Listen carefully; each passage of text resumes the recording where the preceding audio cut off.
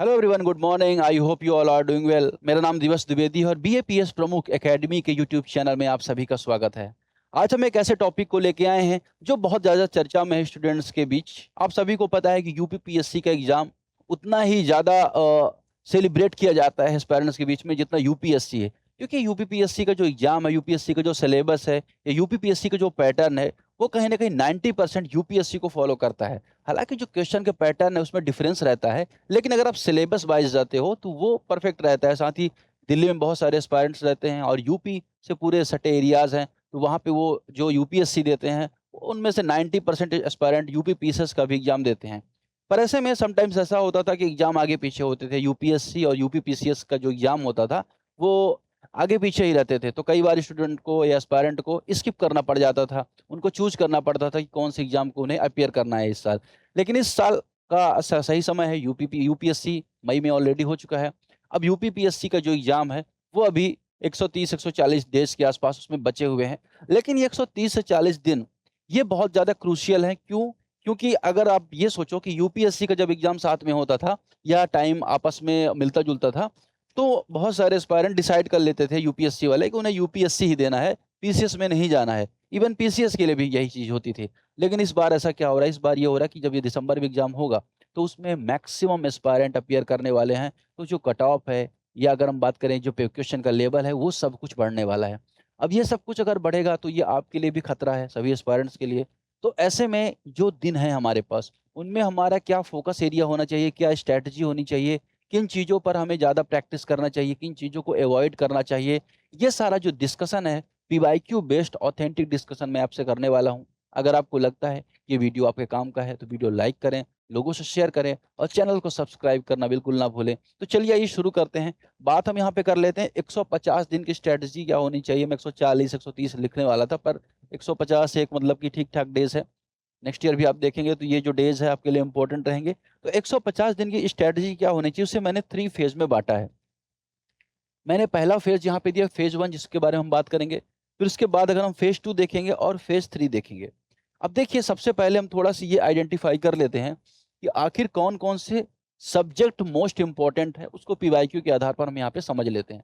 अगर आपने यूपीपीएससी का एग्जाम इससे पहले दिया होगा या अगर हम बात करें अगर आपको इसके पैटर्न का पता होगा, तो इसके यूपीपीएससी के एग्जाम में 150 प्रीलिम्स में क्वेश्चंस आते हैं। जीएस में 150 प्रीलिम्स में क्वेश्चन आते हैं।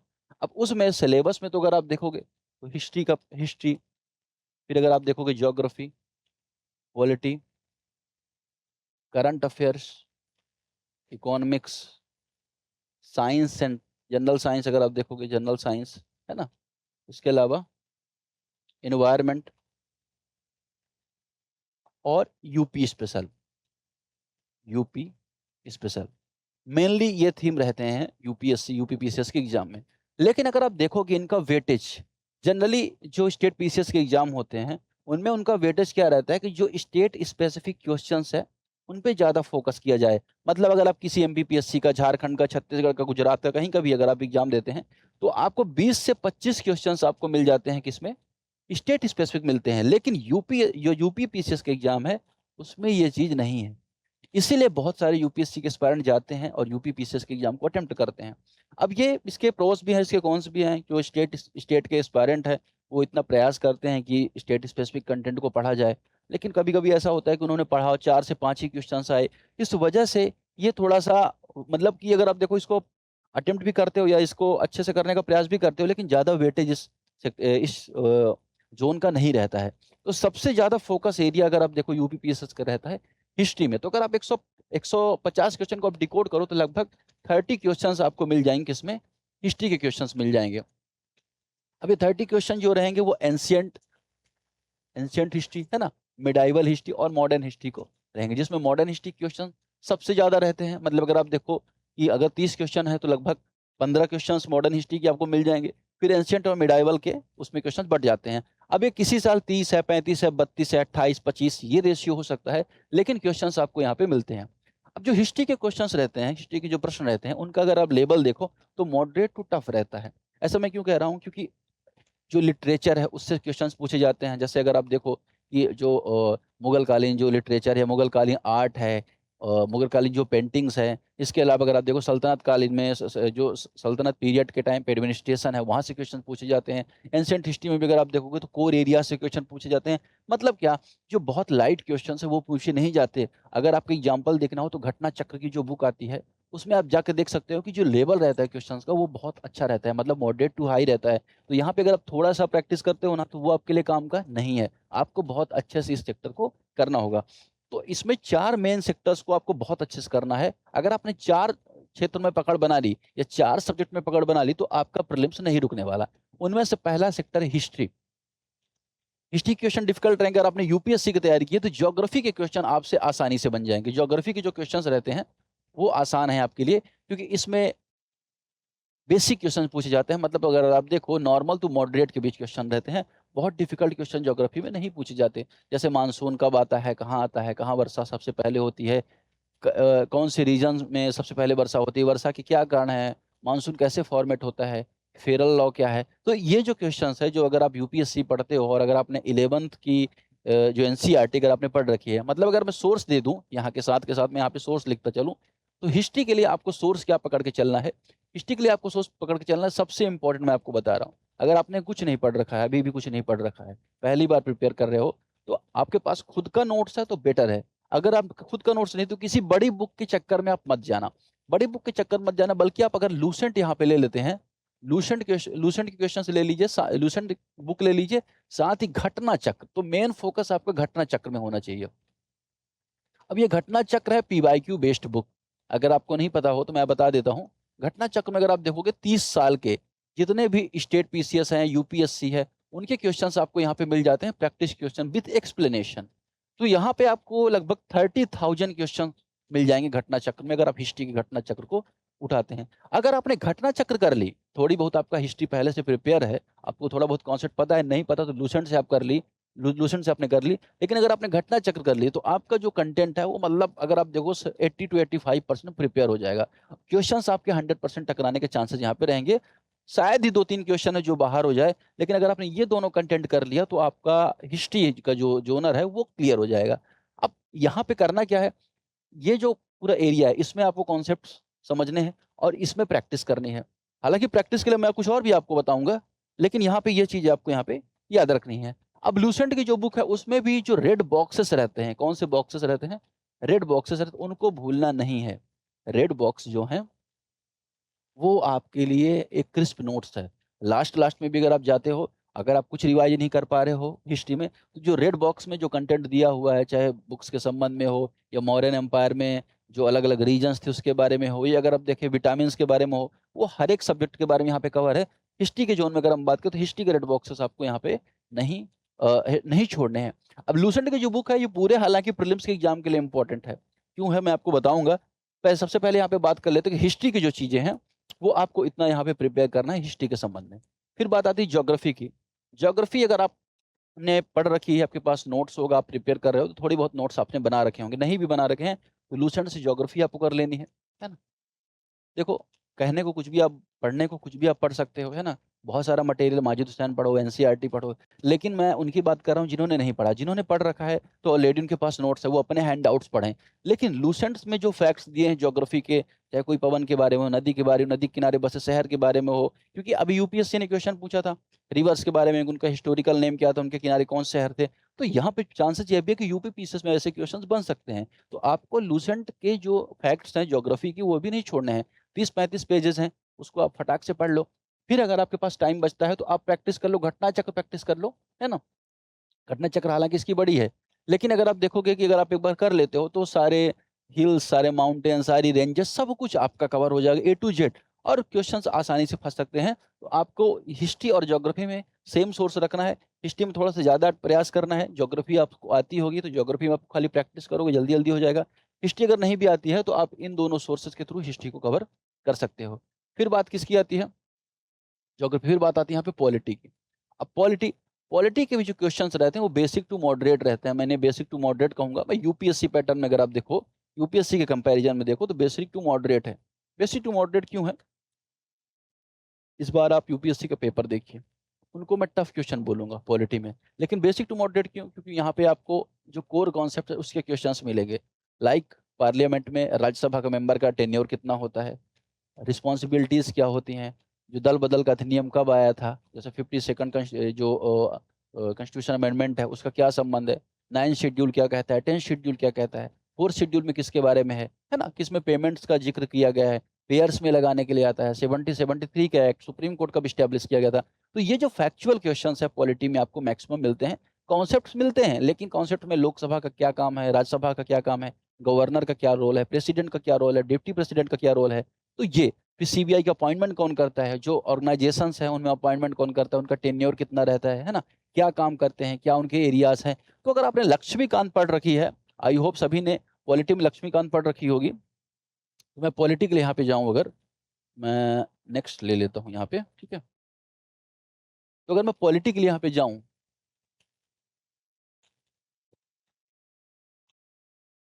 तो पॉलिटिकल मैं आपको बताऊंगा कि आप तो एक लक्ष्मीकांत बुक पढ़ लो, इसमें घटना चक्र आपको नहीं लगानी है। क्यों नहीं लगानी है? इसमें घटना चक्र लगाओगे तो आप बाकियों की जो घटना चक्र है वो कवर नहीं कर पाओगे। 3 सब्जेक्ट में घटना चक्र बहुत इंपॉर्टेंट है, हिस्ट्री, फिर जनरल साइंस और ज्योग्राफी। ये तीनों में घटना चक्र पर फोकस करना है। अगर आपने लक्ष्मीकांत की पॉलिटी कर रखी है, आपके पास नोट्स है, तो फिर आपको मॉक टेस्ट लगाने हैं। केवल क्या लगाने हैं? Mock test. मॉक टेस्ट आपको पॉलिटी में लगाने हैं। तो आपने क्या देखा कि हिस्ट्री में हम क्या कर रहे हैं, जो हिस्ट्री का हमारा कंटेंट है उसमें हम फोकस कर रहे हैं, लूसेंट पे फोकस कर रहे हैं कि लूसेंट आप कवर कर लो, साथ के साथ आप घटना चक्र को कर लो। घटना चक्र मस्ट है, घटना चक्र को आपको नहीं छोड़ना है हिस्ट्री में, एकदम ये ध्यान रखना है, ठीक है। फिर हमने ज्योग्राफी में बात की, ज्योग्राफी में भी आपको लूसेंट कर लेनी है, साथ ही घटना चक्र कर लेनी है। पॉलिटी में आपको लक्ष्मीकांत अगर आपने कर रखी है तो रिवाइज कर लीजिए, साथ ही नोट्स अपने जो हैंड आउट्स है आपको उसको रिवाइज करना है। इसके अलावा मॉक टेस्ट करना है। मॉक टेस्ट कब करना है उसके बारे में मैं बताऊंगा, सारे सोर्सेज बताने के बाद कब करना है, कब क्या स्ट्रैटेजी होनी चाहिए 50 दिन की, फिर 50 से 100 दिन की क्या स्ट्रैटेजी होनी चाहिए, सारी बातें मैं करूंगा। लेकिन यहाँ पर ये चीज़ें आपको यहाँ पे याद रखनी है। क्या याद रखना है कि ये आपने देख लिया। अब बात आती है करंट अफेयर्स की। करंट अफेयर कैसे करें? अगर आपने साल भर करंट अफेयर्स किया है, ये साल भर करंट अफेयर आपने पढ़ रखा है, तो आपको इतनी दिक्कत नहीं होने वाली। लेकिन अगर आपने करंट अफेयर नहीं किया है तो मैं आपके लिए 2 ऑप्शन यहाँ पे बताता हूँ करंट अफेयर्स की। पहला तो आपको एक 2 बुक बहुत ज़्यादा चलती थी इसमें करंट अफेयर में। एक तो एडुटेरिया की बुक बहुत चलती है, दूसरा आई दृष्टि की। आई दृष्टि की जो करंट अफेयर है वो बहुत ज़्यादा इस फील्ड में चलती है, ठीक। अगर आपने इन दोनों में से किसी एक को कर लिया, दोनों को कर लिया तो बेहतर है। हालांकि लास्ट लास्ट में आते हैं, तब तक आपको क्या करना है, 1-1.5 महीना पहले आएंगे, उससे पहले आपको क्या करना है, उससे पहले आप ये काम कर सकते हो कि ऑलरेडी मैंने इंडियाज अफेयर्स बाय दिवस द्विवेदी चैनल में क्या कर रखा है कि 1 जुलाई से लेके एक जो 30 अप्रैल तक, और अभी भी कंटिन्यू चल रहा है, उसमें हमने करंट अफेयर्स को एमसीक्यू फॉर्मेट में डिस्कशन कर रखा है। मतलब the Hindu, Indian express, PIB या वेरियस यूपीएससी की जो वेबसाइट्स हैं उनमें जो करंट अफेयर आते हैं उनको हमने एमसीक्यू पैटर्न में यहाँ पे सॉल्व कर रखा है और उसको स्टैटिक से लिंक किया है। तो अगर आप 10 से 15 मिनट का डेली वीडियो है, अगर आप 4-4, 5-5 वीडियो भी देखना डेली शुरू करते हो, 1 घंटे भी यहाँ पे अगर आप देख देते हो, तो आपका जो प्रैक्टिस है बहुत तगड़ा हो जाने वाला है। यूपीएससी में 30 से ज़्यादा क्वेश्चन फंसे, तो चांसेस है कि यहाँ पे भी आपको क्वेश्चन मिलेंगे। उसमें सारी ऑर्गेनाइजेशन कवर हो जाएगा, जनरल साइंस के बहुत सारे टॉपिक कवर हो जाएंगे, यूएन है, ओपेक है, ऐसी संस्थाएं सारी कवर हो जाएंगी। इसके अलावा न्यू रिक्रूटमेंट्स है, पॉलिटी बहुत सारा कवर हो जाएगा। Polity current affairs, economy current affairs, geography current affairs, हर एक करंट अफेयर्स स्टैटिक के साथ कवर हो जाएगा। तो आपको क्या करना है, आपको सर्च करना है दिवस सर करंट अफेयर्स। तो मैंने उसमें आपको मंथ वाइज पूरी प्लेलिस्ट मिल जाएगी, है ना।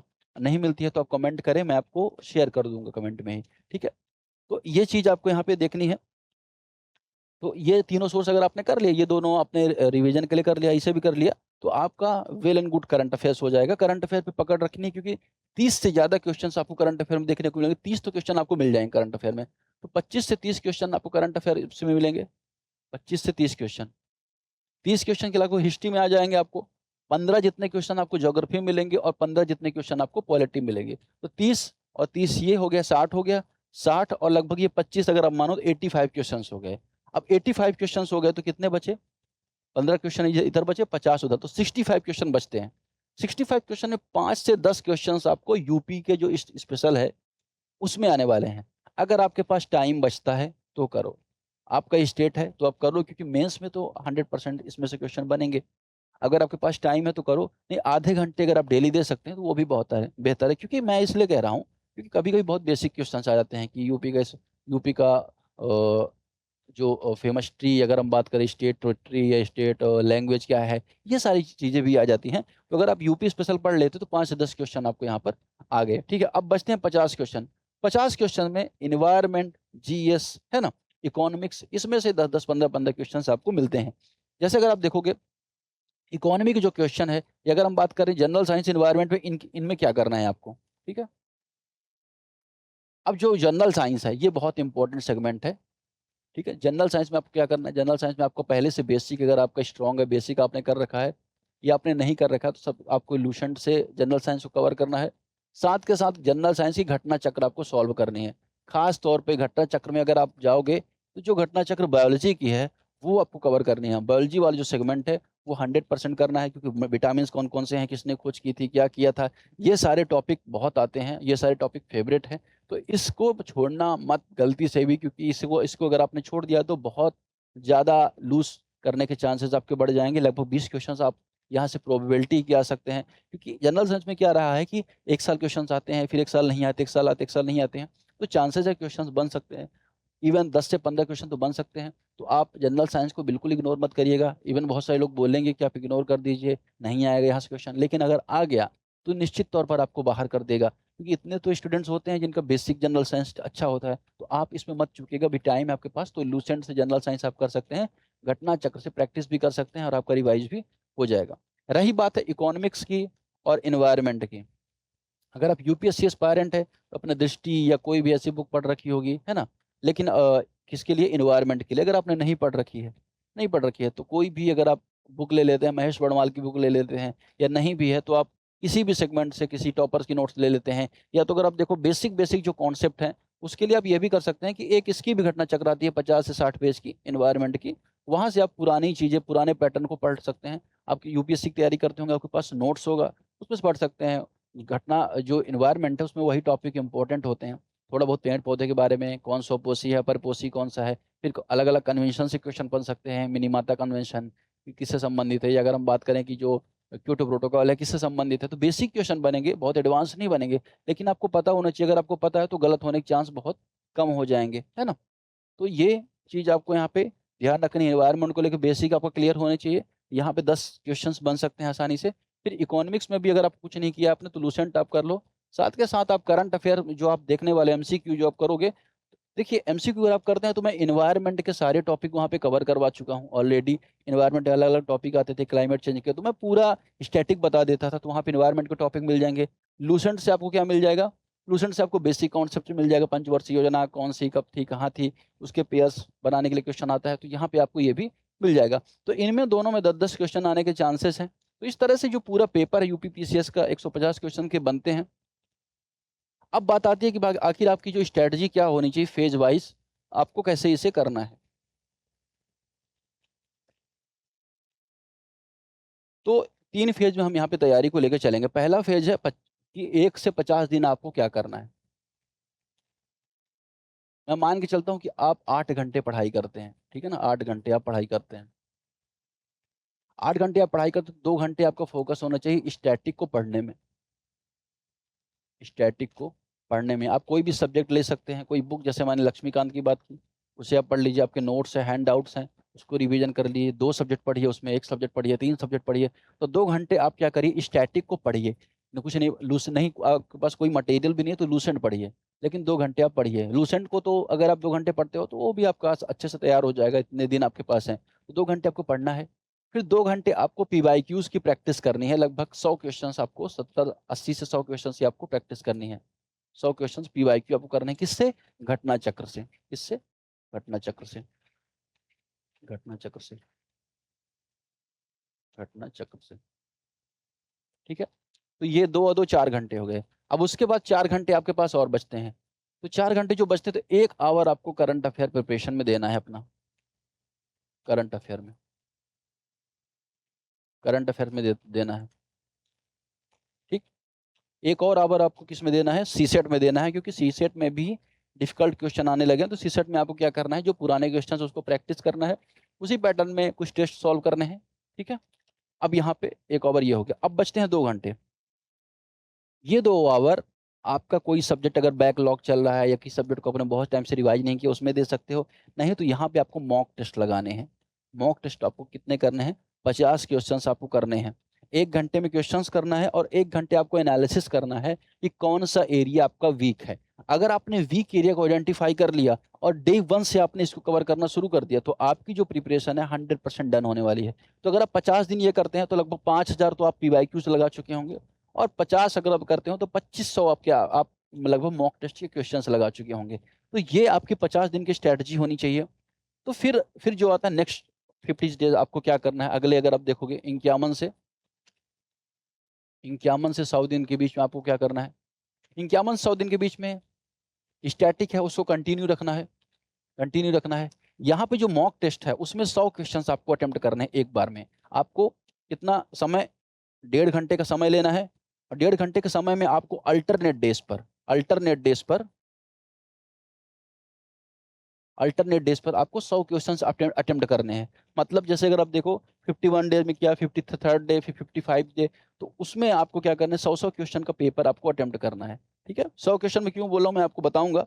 साथ ही 2 घंटे आपको यहाँ पे मैंने आपको बताया 2 घंटे क्या करना है? स्टैटिक प्रैक्टिस करनी है। 2 घंटे आपको देना है किसमें? पीवाईक्यूज में, है ना। 4 घंटे हो गया। 1 घंटे आप क्या कर सकते हो? जो भी बैकलॉग आप क्लियर कर सकते हो। साथ ही ये 2 घंटे आपको क्वेश्चन अटेम्प्ट करने, 1.5 घंटे, और इसका एनालिसिस करना है। इसके जो गलत क्वेश्चन हो रहे हैं उसको सॉल्व करना है। पूरा प्रयास करना है कि जो भी वीक एरियाज हैं आप कवर करो। और ये याद रखना है कि जो भी आप जिस टॉपिक में आप गलत कर रहे हो उसको ट्राई करना कि उसकी लिस्ट आउट कर लो और उसको कवर करते चलो, जिससे कोई भी टॉपिक रह ना जाए जो आपका अधूरा हो। तो 51 डे से 100 डे की स्ट्रेटजी रहेगी, जिसमें आप क्या कर लेंगे? जिसमें आप वही 5 से 10,000 पीवाईक्यूज फीस इसमें आप प्रैक्टिस कर लोगे। और लगभग अगर आप यहाँ पे देखोगे तो 2500 जितने एमसीक्यूज प्रैक्टिस कर लोगे यहाँ पर इसके। और करंट अफेयर यहाँ पे 1 घंटे करते चलना है। मतलब क्या? करंट अफेयर भी करना है, 100 क्वेश्चन के टेस्ट भी लगाने हैं, 2 घंटे पीवाईक्यूज करना, 2 घंटे रिवीजन करना है। तो ये 51 से 100 दिन की स्ट्रेटजी होनी चाहिए। फिर आते हैं लास्ट 50 डेज। उसमें आपको क्या करना है? लास्ट 50 डेज में मैं आपको बताऊं, आपको कम से कम 30 टेस्ट लगाने हैं। 30 टेस्ट लगाने हैं, मॉक टेस्ट लगाने हैं। 30 मॉक टेस्ट लगाने हैं 150 क्वेश्चन के। ठीक है, यहाँ पे पीवाईक्यूज आप 1 घंटे देना है। पीवाईक्यूज आप ऑलरेडी 10 से 20 हजार कर चुके हैं, और प्रयास करना है कि मैक्सिमम हो जाए 3 सब्जेक्ट के, ज्योग्राफी के, हिस्ट्री के और जनरल साइंस के। यहाँ पे आपको 30 मॉक टेस्ट लगाने 150 क्वेश्चन के। आप दुकान से ला लो, ऑनलाइन लगाओ, कैसे भी लगाओ, लेकिन आपको लगाने हैं।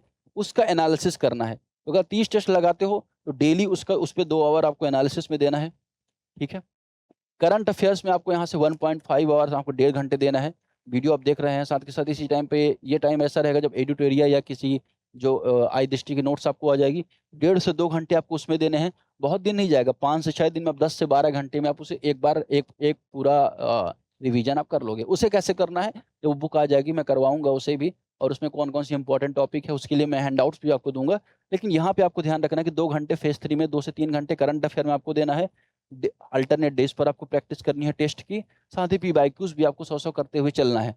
अब इसी दौरान ये आपको याद रखना है कि जो 2 घंटे स्टैटिक आप पढ़ रहे हो, इसको आपको नहीं रोकना है, क्योंकि स्टैटिक में कुछ भी नोट्स नहीं है आपके पास। तो लूसेंट आप पढ़ते रहिए, लेकिन लूसेंट के जो भी कोर एरिया से रिवीजन करते रहिए, रिवीजन मैक्सिमम करते रहिए, प्रैक्टिस लगाते रहिए। तो ये लास्ट के जो आपके 50 डेज उसकी स्ट्रेटजी रहेगी, जिसमें अगर आप 30 टेस्ट लगा लेते हो तो टाइम मैनेजमेंट आपको आ जाएगा।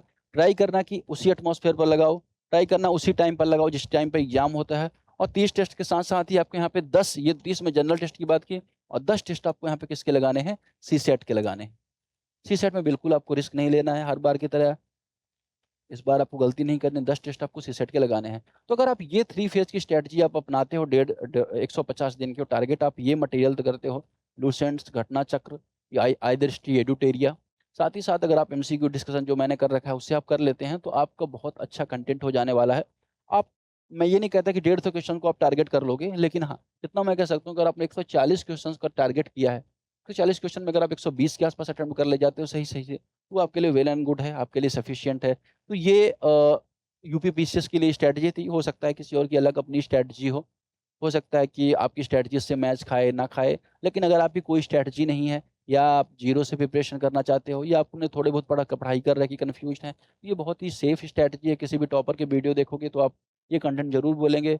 कभी भी बहुत एनसीईआरटी, मैं कहता हूँ कि एनसीईआरटी बहुत इंपॉर्टेंट है, सही बात है, लेकिन जब आपके पास 100 दिन है, वहाँ पे आपके लिए प्रैक्टिस इंपॉर्टेंट है भाई। 2 साल अगर आपके पास होता है, 1.5 साल होता, मैं आपको बोल देता कि आप एनसीईआरटी पढ़ लो, ज्योग्राफी की, पॉलिटी की, इकोनॉमिक्स की। आपके पास 150 दिन है। घटना चक्र ही ऑलरेडी 50,000 क्वेश्चन घटना चक्र में है, वही लगाते लगाते आपका पूरा टाइम निकल जाने वाला है। तो बहुत ज़्यादा सोच के पीछे मत भागो। लूसेंट घटना चक्र और आई दृष्टि करंट अफेयर्स, इस पर आप स्टक रहो। इतना वेल एंड गुड है, इतना सफिशियंट है आपके लिए। तो आज के वीडियो में फिलहाल इतना ही। कुछ आपको किसी अलग वीडियो की डिमांड है, कुछ आप सीरीज करना चाहते हैं या कोई प्रैक्टिस करना चाहते हो, तो आप वीडियो में कमेंट कर सकते हैं। हम उसको लाने का प्रयास जरूर करेंगे। Thank you very much.